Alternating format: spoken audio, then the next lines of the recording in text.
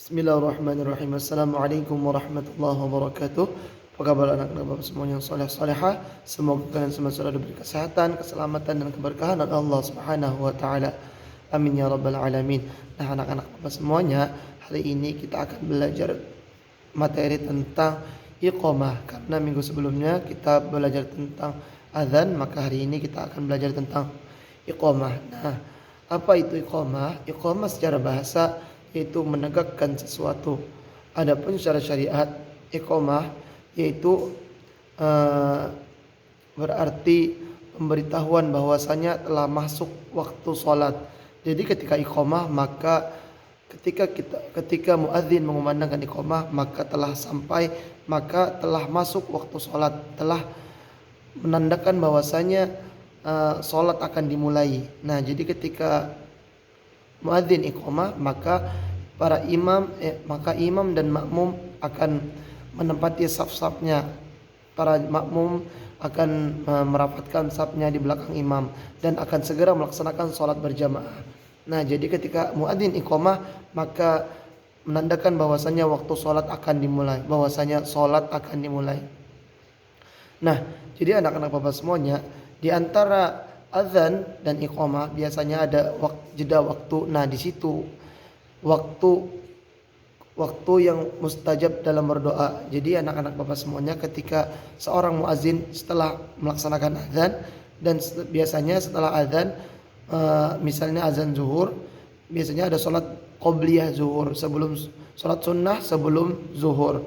Nah, jadi ketika waktu itu merupakan waktu yang diijabah oleh Allah untuk berdoa. Jadi anak-anak Bapak semuanya, ketika waktu di antara azan dan iqamah tersebut, perbanyak berdoa, karena di waktu tersebut merupakan waktu-waktu yang diijabah oleh Allah Subhanahu wa taala. Nah, itu anak-anak Bapak semuanya pengertian daripada iqamah. Nah, sekarang kita akan belajar tentang adab azan dan iqamah. Nah, anak-anak Bapak semuanya, ada syarat untuk melaksanakan syarat-syarat sebagai seorang muadzin ataupun sebagai orang yang mengumandangkan azan. Nah, jadi syaratnya apa saja? Dia yang pertama yaitu laki-laki yang memayyiz, sebaiknya memayyiz. Maksudnya laki-laki yang sudah bisa membedakan yang mana yang baik dan yang mana yang buruk. Nah, jadi itu laki-laki yang memayyiz. Yang pertama syaratnya orang yang muadzin, orang yang bisa mengumandangkan azan. Yang pertama yaitu laki-laki yang memayyiz.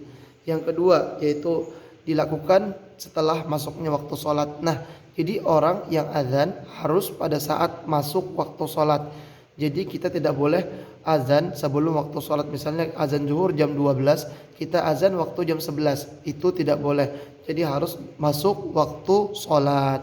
Nah, yang ketiga yaitu dikumandangkan oleh orang-orang yang beragama Islam. Nah, jadi orang yang beragama Islam baru dia boleh mengumandangkan azan. Nah, jadi ada beberapa syarat tersebut merupakan syarat untuk seorang muadzin boleh melaksanakan azan. Nah, jadi yang pertama tadi laki-laki yang memayyiz, yang kedua masuk waktu sholat, yang ketiga yaitu beragama Islam, yang keempat azan dan iqamah lafadznya dilakukan berturut-turut, maksudnya harus berturut-turut, tidak boleh tertukar-tukar, karena sudah ada aturannya yang dicontohkan oleh Nabi Muhammad SAW. Yang terakhir yaitu pengucapan makhrajnya harus baik.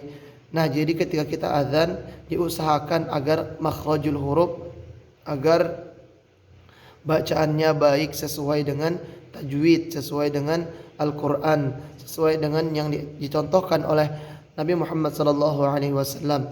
Nah, jadi itu syarat untuk menjadi seorang muadzin. Nah, sekarang ada beberapa adab-adab dalam mengumandangkan azan.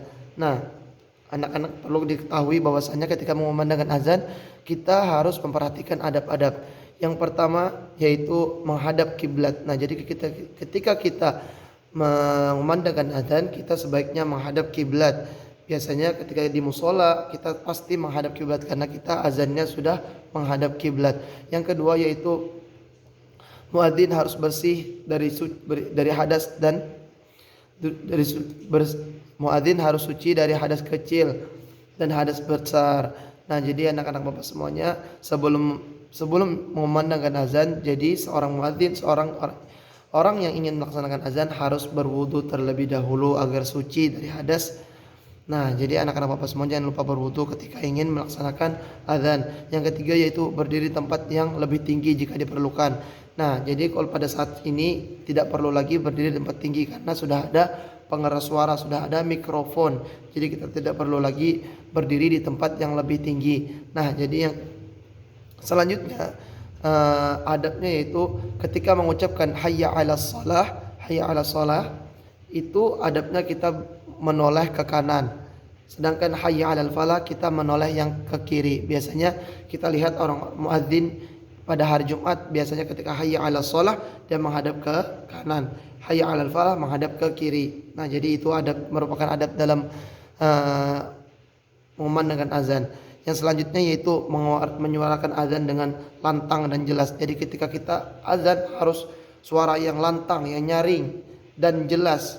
Jadi semangat, jadi orang-orang yang mendengarkan suara kita tambah semangat karena kita memanggil orang-orang untuk melaksanakan sholat berjamaah.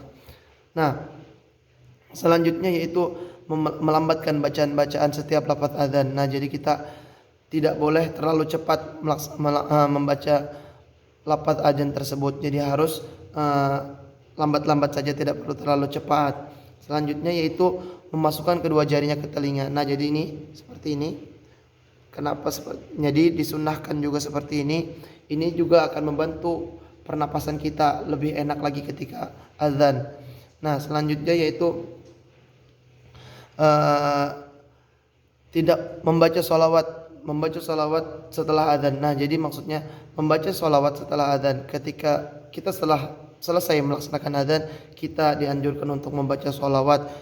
Dan yang selanjutnya yaitu kita hanya mengharap ridho daripada Allah Subhanahu wa taala. Nah, jadi anak-anak Bapak semuanya, ketika kita azan, kita tidak mengharapkan upah ataupun mengharapkan pujian, mengharapkan imbalan dari siapapun.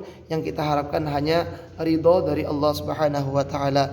Mudah-mudahan apa yang kita sampaikan, apa yang kita lakukan mendapat ridho dari Allah Subhanahu wa taala. Amin ya rabbal alamin. Nah, anak-anak Bapak semuanya, itu tadi syarat ataupun syarat dan adab azan dan iqamah. Jadi anak-anak Bapak semuanya perlu diperhatikan penjelasan Bapak tadi apabila anak-anak Bapak semuanya ingin mengumandangkan azan, karena adab perlu dipelajari, karena adab sangatlah penting. Adab merupakan